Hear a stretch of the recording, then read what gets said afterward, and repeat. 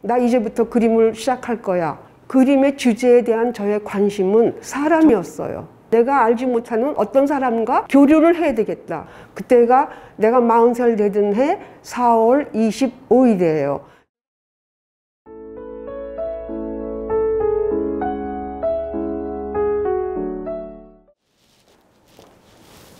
안녕하십니까? 저는 그림을 그리고 있는 화가 윤석남이라고 합니다.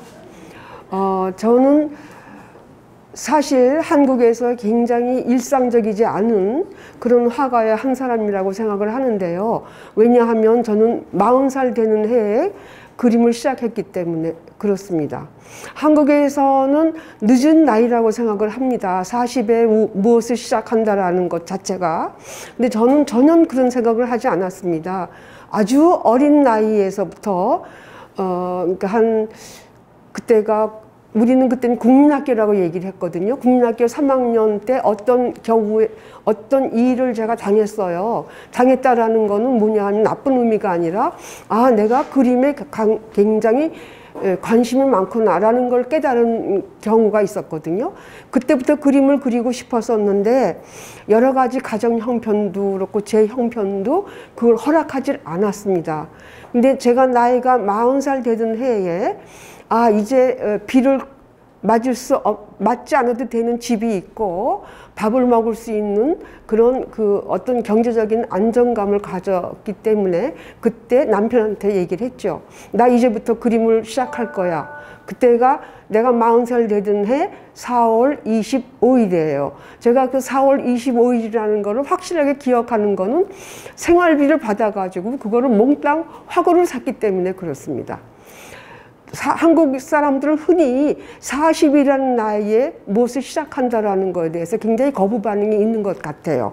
근데 제 경우는 내가 이제 먹고 사는 것도 해결이 났고 남한테 돈을 빌리러 가지 않아도 될 상태가 됐으니까 이제 방 하나만 내가 쓸 수 있는 나의 방 하나에서 그림을 그리면 된다라고 생각을 했죠. 그래서 어디 가서 배우지도 않고 무조건 그림을 시작했습니다. 그렇게 시작해가지고 2년 만에 개인전을 했죠. 근데 흔히 사람들이 말할 적에 사람은 왜 이 세상에 태어날까라는 그런 철학적인 질문을 많이 하죠. 사람을 태어나는 건 아무 의미가 없이 태어나는 거예요. 자기가 태어날 땐 자연적으로 태어나는 거 아닙니까? 그렇게 태어났지만 교육에 의해서라든가 아니면 자기 자신을 생각을 해서라든가 아무튼 내가 이 세상에 살고 있는 어떤 이유가 분명해야 된다라고 저는 생각합니다. 그게 저한테는 그림이었어요. 그러니까 아주 어려운 나이부터 그림을 그리고 싶었지만 그게 진행이 안 됐기 때문에 이제 40살이 돼서 그림을 시작했습니다. 그렇게 그림을 시작했을 때 가장 첫 번째 저의 관심은 그림의 주제에 대한 저의 관심은 정물도 아니었고 풍경도 아니었고 사람이었어요. 왜냐하면 내가 그림을 그린다라는 행위는 내가 여기 살고 있으니까 아무도 모르는 나의 타인, 그러니까 내가 알지 못하는 어떤 분과 어떤 사람과 내가 교류를 해야 되겠다. 나는 비록 방 안에 갇혀서 그림을 그리지만 저기 외부에 있는 많은 사람들과 소통을 할 수 있어야 된다. 그 소통할 수 있는 방법이 그림이라고 생각했습니다. 그랬기 때문에 제가 이제 소통을 할 수 있는 방법은 뭘까요? 가장 사람이 살아가는데 가장 관심 있는 게 무엇일까? 자기 자신이죠. 나는 왜 이 세상에 태어났고, 나는 태어나서 어떻게 살고, 타인과 어떤 대화를 하고, 어떻게 죽을 것인가? 라는 게 첫 번째 목적이라고 저는 생각합니다. 그게 이제 그림이었어요. 그래서 이제 그림을 시작했는데 과연 제가 그거를 이루었는지 안 이루었는지는 모르는 상태죠. 모르는 상태지만 계속 하고 있으면 어느 땐가는 죽기 전까지 내가 생각할 수 있는 나의 삶에 대한 완성품이 나올 수 있지 않을까라는 기대를 가지고 계속 그림을 그리고 있습니다. 지금부터 여러분들이 저 화가의 작품은 무엇이지? 라고 궁금증을 갖고 계실 것 같아요. 그러면 제가 처음부터 그림을 그렸을 때 첫 번째 전시로부터 시작해서 그 이후까지의 그림을 설명을 드리겠습니다. 이게 이제 제가 그림을 시작한 지 만 2년 만에 전시를 했어요. 개인전 했을 때. 이게 100호의 크기입니다. 100호라면은 가로가 165, 세로가 약 1m 13cm 정도 되는 거예요. 그러니까 상당히 큰 작품이죠. 이거를 자랑을 할 것 같으면 이거를 18점, 그리고 작은 점까지 해서 36점을 가지고 첫 번째 개인전을 했습니다. 그게 문해진흥원에서 했거든요. 근데 이게 이제 나의 어머니예요. 우리 어머니는 39살 되실 때 혼자 되셨어요. 그때 아이가 6이었습니다. 아버님이 알타가 돌아가시고 또 아버님은 글 쓰시는 분이었어요. 소설가라고 얘기를 하죠. 글 쓰시는 분이었기 때문에 그 당시에 글을 쓴다라는 것은 무슨 의미일까요? 정말 하루 먹고 살기도 힘든 그런 상황이었죠. 그러니까 아버님이 약 3년 동안 앓고 돌아가시고 나니까 39살 먹은 젊은 엄마가 막내가 2살이고 맨 큰딸이 대학교 1학년. 근데 집도 없고 아무것도 없는 거예요. 앓다가 돌아가셨기 때문에. 그런 그 어머니가 제가 이제 고등학교 1학년 때였어요. 그래서 제가 엄마한테 뭐라 그랬냐면 엄마, 나는 학교가 중요하지 않아.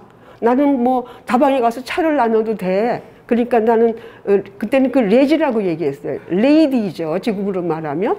근데 그 레지 날 할 거야. 그랬더니 너무너무 화를 내셨어요.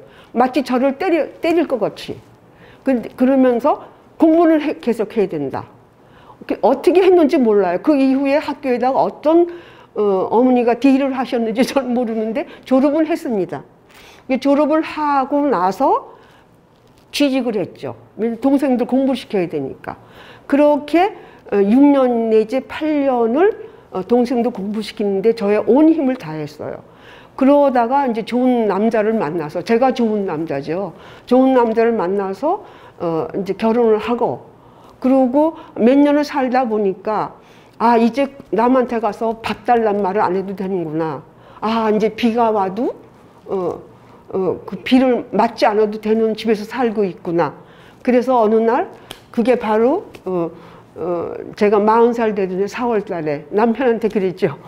나 이제부터 그림 그릴 거야. 그러니까 누가 말려? 이렇게 얘기하더라고요. 그렇게 시작했습니다. 그러니까 첫 번째 주제가 그런 나의 어머니죠.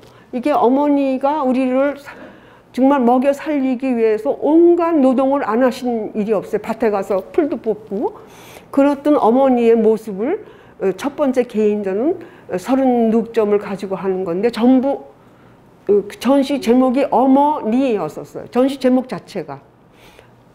그 다음 이제 그 어머니의 얘기를 10년 동안 했는데도 불구하고 아직도 뭔가가 더 해야 될 것 같았어요. 그래서 아까 그거는 이제 유화고, 근데 유화가 갖고 있는 한계점 같은 걸 제가 느꼈죠. 그래서 이제 버려진 나무들을 주워다가 저는 조각을 배우진 않았지 않습니까? 그러니까 조각을 못할 것 같더라고요. 그래서 이게 헌 나무들을 주워다가 다 연결하고 붙이고 혼자 다 했습니다. 못질도 하고 해가지고 만든 게 나의 어머니. 그리고 이게 이제 저고, 이제 이게 동생인데 동생이 키가 더 크죠. 아무튼 그 다음 돌려볼까요? 이게 어머니의 사진이 제가 많이 갖고 있어요. 근데 어머니의 30살 때의 모습 사진이 정말 아름답거든요. 그때도 이미 아기를 물론 낳고 남편을 결혼하고 살았지만 그 어머니가 사진이 하나 있어요. 그 당시에 찍은 사진을 모델로 해서 제가 어머니의 모습, 그러니까 레이디라고 제가 얘기를 요조숙녀라고 붙였지 않습니까? 그런 어머니의 모습입니다. 근데 제가 제 작품을 설명할 적에는 약간 좀 가슴이 떨려요. 목소리가 좀 떨릴지도 모르니까 그 이해해 주시기 바랍니다. 이제 제가 첫 번째 전시라고 두 번째 전시가 나의 어머니. 그러니까 첫 번째 전시도 나의 어머니고 두 번째 전시도 나의 어머니예요. 나의 어머니의 아까 그 요조숙녀도 보시고 했지 않습니까? 요거는 이제 일반적인 우리 여성, 조선의 여성이라고 저는 생각했어요. 근데 조선이란 말이 안 되죠. 그러니까 한국 여성들의 일반적인 삶, 이조 시대 때 여성들의 삶은 어땠을까라는 생각을 했죠. 그게 바로 이제 이게 여러분들 보시기에는 두 사람의 인물이 아닙니까? 한 사람은 나무에 걸려 있고 벽에 걸려 있고 한 분은 아주 우연하게 앉아 있지 않습니까? 근데 이게 같은 인물이에요. 한 인물의 앞면과 뒷면. 그러니까 앞면은 우연하게 앉아 있는 대갓집 부인이죠. 근데 이 대갓집 부인의 내면을 들여다보면 삶이 아닌 거를 당신도 아는 거예요. 정말 목매달아 있는 거에 불과하다. 그거를 저는 그렇게 이조시대 때 여성의 삶을 그렇게 이해하고 해석을 했습니다. 이게 이제 그 작품입니다.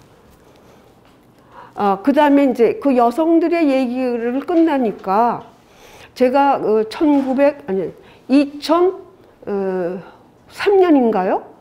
제 개인전이 끝나고 나서 어떤 그 기사를 하나 읽었어요. 그러니까 전시가 끝나는 날이었었어요. 개인전이 끝나는 바로 그날에 그게 이제 일민미지움에서 개인전을 했는데 그때 신문에 난 기사를 읽었습니다. 그 기사에 뭐가 돼 있냐면 1025마리의 유기견을 보살피고 있는 이애신이라는 할머니가 있다.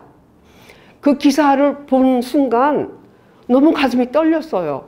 아, 나는 윤석남이라는 인간은 자기 자신이 화가라는 얘기만 하니 굉장히 이기적인 사람이구나. 근데 어떻게 이 유기견을 1025마리의 유기견을 보살피고 온 평생을 거기다 바치는 사람이 있구나. 나는 참 사람도 아니야 라는 생각을 했습니다. 그래서 물어서 이혜신 할머니를 찾아갔죠. 근데 포천에 살고 계신, 제가 머리가 왔다가 포천인지 아닌지는 확실하지가 않은데 아무튼 제가 차를 가지고 갈 수 있을 만한 그런 거리였어요. 정말 할머니를 만나는데 너무나 예쁘고 깨끗한 할머니예요. 얼굴도 하얗고 너무 저보다 한 살 아래더라고요. 근데 정말 그 유기견들을 보살피고 있더라고요. 그래서 왜 할머니는 이 유기견을 보살폈냐 그랬더니 남편이 살아있을 때는 남편이 너무나 개를 싫어해가지고 자기는 그 길을 잃어버린 개들을 보살피지 못했다. 남편이 돌아가신 다음에는 그 개를 한 마리, 두 마리 하다 보니까 많이 그 이혜신 할머니한테 왔던 거죠.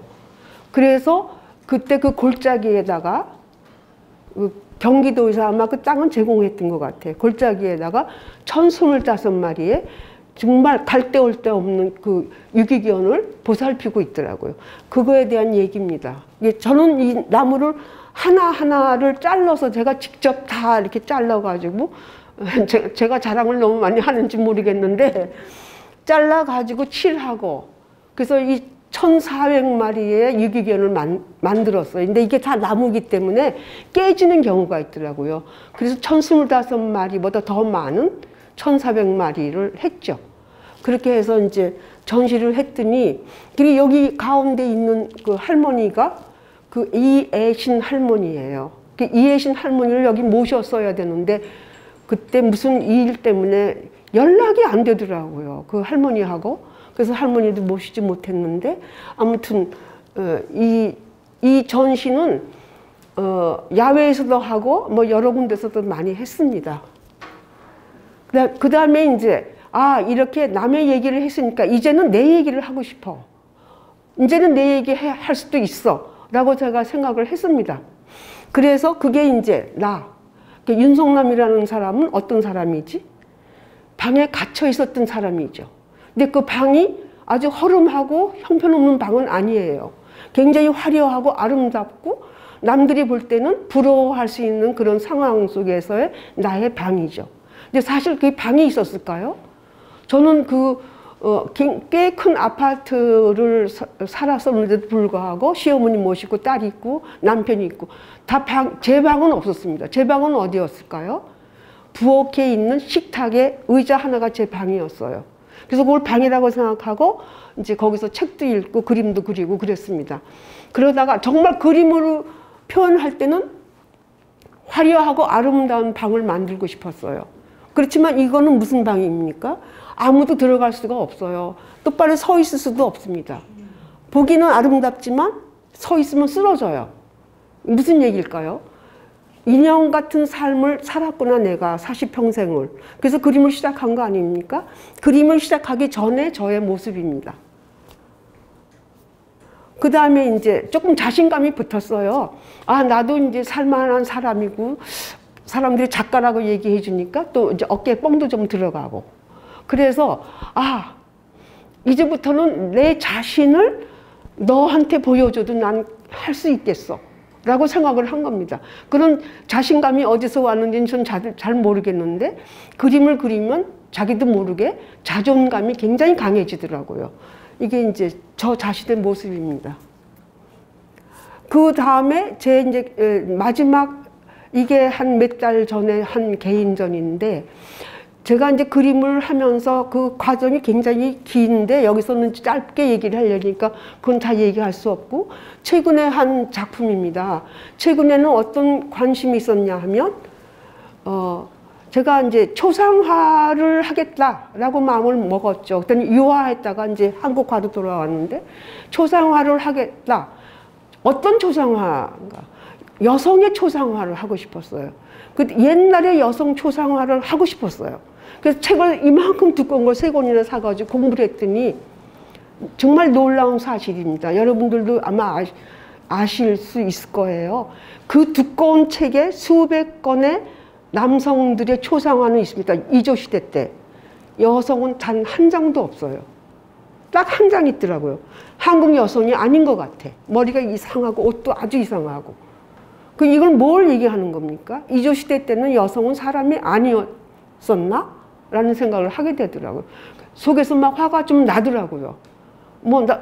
그거 화나는 거는 뭐 어떻게 할 수가 없더라고요. 그래서, 그렇다면 이조시대 때 여성들은 없다 하더라도 이조시대 때부터 우리가 자아가, 여성으로서 자아가 생겼을 때 그 상태, 1850년서부터 1950년까지의 여성들의 삶은 어땠었을까? 라는 걸 상상하기 시작했습니다. 그래서 그 당시에 조선이라는 나라가 일본한테 점령을 당했지 않았습니까? 당했을 때 거기에 대항해서 싸웠던 여성들 얘기예요. 정말 총을 들고 싸웠습니다.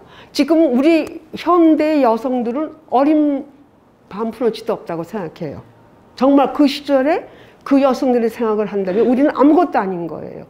이거는 이제 제가 너무 좀 흥분한 것 같을 때, 이건 이제 그때의 여성들 얘기입니다. 지금 현재 이걸 하고 있습니다. 앞으로도 계속 할 거라고 생각합니다.